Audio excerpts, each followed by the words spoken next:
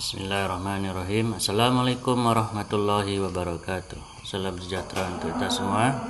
Selamat bergabung bersama kami pada mata kuliah Falsafat Ilmu, dosen pengampu Profesor Hasna Feza AR SPD MHUM.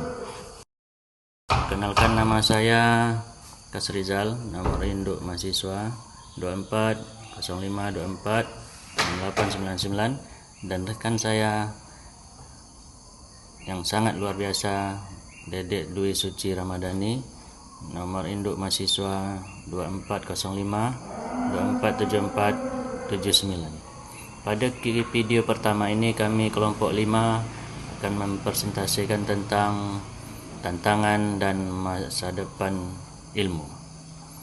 Materi ini terdiri atas 6 bagian. Saya akan mempresentasikan bagian 1, 2, dan 3. Untuk bagian 4, 5, dan 6 akan dipresentasikan oleh Dedek Dwi Suci Ramadhani. Selamat menyaksikan. Selanjutnya kita masuk bab 5, bagian 5.1 dengan tema kemajuan ilmu dan krisis kemanusiaan. Pada mulanya tujuan majunya ilmu dan teknologi ada 3, yaitu mempermudah pekerjaan, mensejahterakan, dan memakmurkan manusia. Kemajuan ilmu dan teknologi yang semulanya untuk memudahkan urusan manusia, ketika urusan itu semakin mudah, maka muncul berbagai persoalan baru. Di antaranya muncul kesepian, keterasingan, dan lunturnya rasa solidaritas, rasa kebersamaan, dan memudarnya silaturahmi dalam hidup dan kehidupan sosial di tengah masyarakat. Lihat penemuan teknologi seperti televisi, komputer, dan handphone. Berikut ini kita mengutip pendapat ahli Nesbit tahun 2022 yang mengatakan era informasi menimbulkan mabuk teknologi yang ditandai dengan beberapa indikator. Indikator tersebut sebagai berikut. Masyarakat lebih menyukai penyelesaian masalah secara kilat, mulai dari masalah agama sampai masalah gizi. Masyarakat takut sekaligus memuja teknologi. Masyarakat mengaburkan perbedaan antara yang nyata dengan hal yang semu.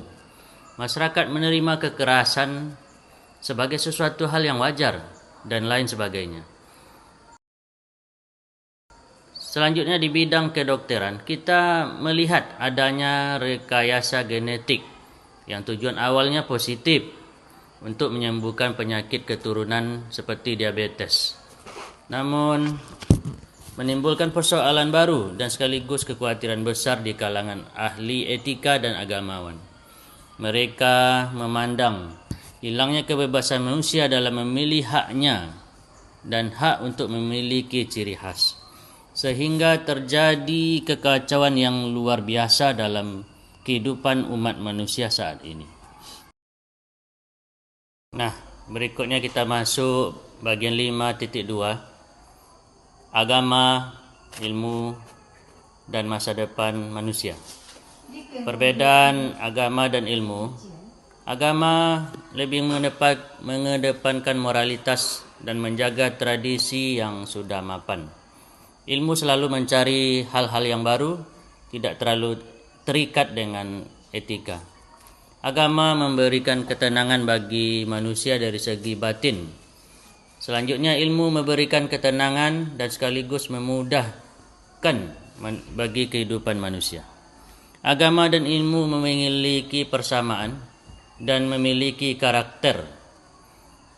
Diharapkan dapat digunakan sebagai arah dalam mengarahkan perkembangan ilmu dan teknologi. Selanjutnya dalam kehidupan masa depan manusia. Kita melangkah bagian 5.3, agama dan makna kehidupan. Kehidupan ini memiliki makna yang muncul dari setiap kemungkinan yang ada dalam hal-hal yang aktual. Kehidupan tidak ada artinya jika tidak dilandasi dengan kepercayaan atau agama. Dalam kehidupan harus ada kekuatan, untuk mencapai kebenaran. Cara atau jalan bagi manusia untuk mengetahui apa kebenaran dan kebaikan yang dihendaki Tuhan.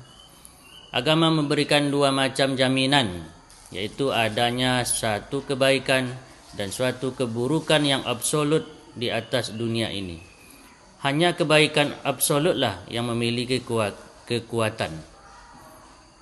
Selanjutnya untuk bagian 5.4, 5.5 dan 5.6 akan dilanjutkan oleh rekan saya, Dedek Dwi Suci Ramadhani.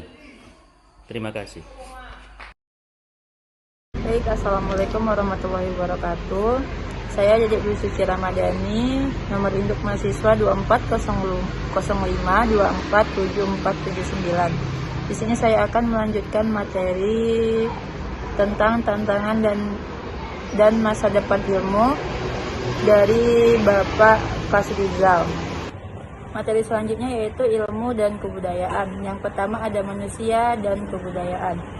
Kebudayaan diartikan sebagai keseluruhan yang mencakup pengetahuan, kepercayaan, seni, moral, hukum, adat, serta kemampuan dan kebiasaan lainnya yang diperoleh manusia sebagai anggota masyarakat.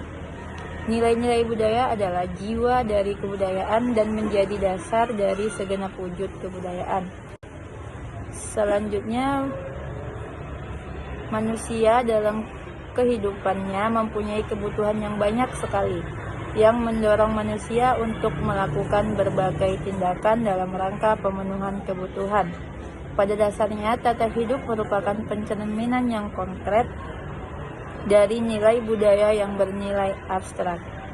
Selanjutnya, manusia tidak memiliki kemampuan untuk bertindak secara otomatis berdasarkan insting seperti halnya binatang, tetapi manusia mengimbanginya dengan kemampuan belajar, berkomunikasi, dan menguasai objek-objek fisik.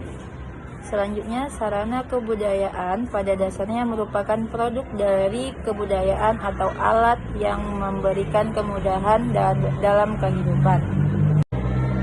Materi selanjutnya yaitu ilmu dan kebudayaan. Ilmu dan pengembangan budaya nasional meliputi ilmu dan kebudayaan berada pada posisi yang saling tergantung dan memengaruhi. Ilmu terpadu secara erat dengan keseluruhan struktur sosial dan tradisi kebudayaan yang saling mendukung satu sama lain. Pengkajian pengembangan kebudayaan tidak dapat dipaksakan dari pengembangan ilmu. Pada masa sekarang ini dikenal dengan zaman pengabdian universal. Kemudian nilai-nilai yang terkandung pada hakikat keilmuan yaitu kritis, rasional, logis, objektif, terbuka, menjunjung kebenaran dan pengabdian universal.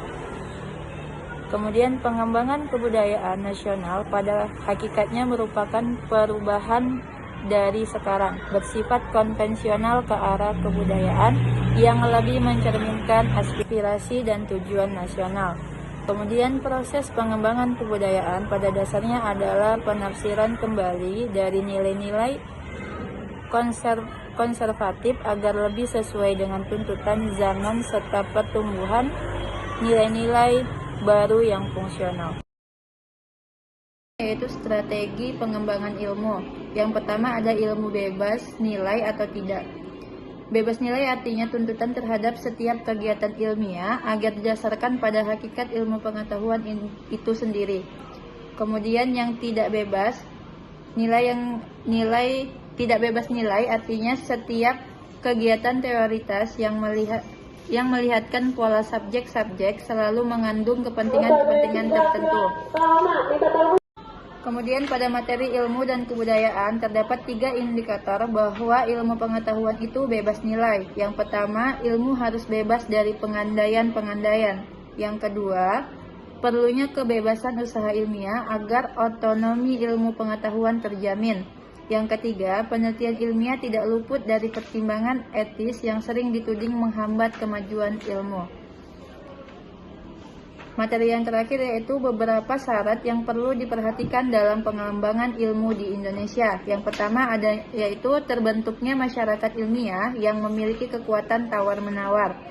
Yang kedua, pengembangan ilmu di Indonesia tidak bebas nilai.